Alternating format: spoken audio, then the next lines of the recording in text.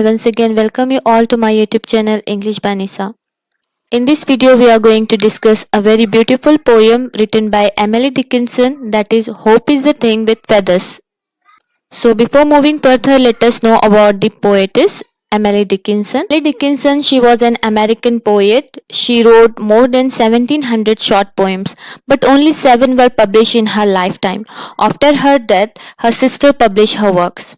Her poems usually deals with the basic human concerns like love, pain, fame, death and immorality, and also intense and painful inner struggle of humans.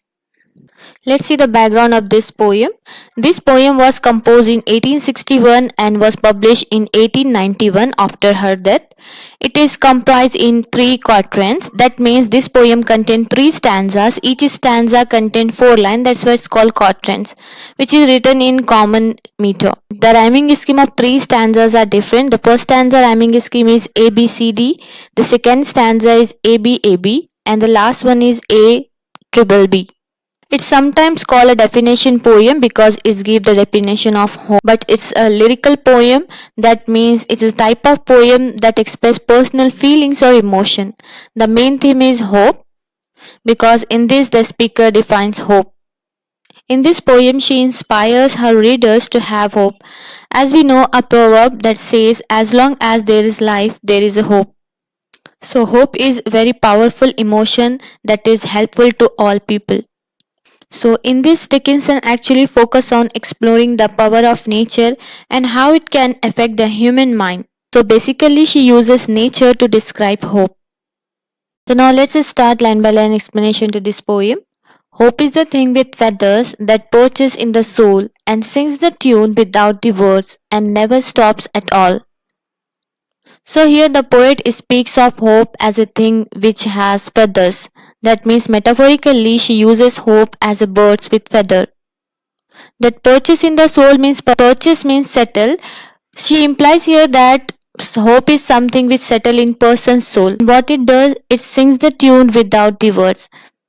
Means there is a music of hope in our soul that continuously sings without the words. That are our action that make a story successful. Never stop, hope is forever. To be hopeful is to be alive.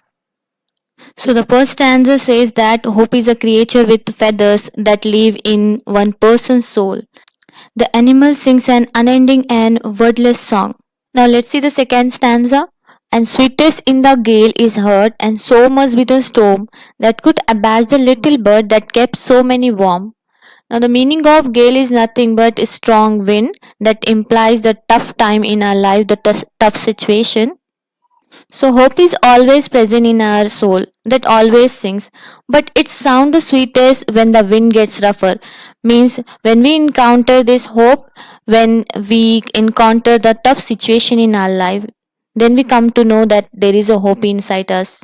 So when the life gets tough, it is hope that serves as a ray of light in the storm of darkness. It is something that keeps one moving forward.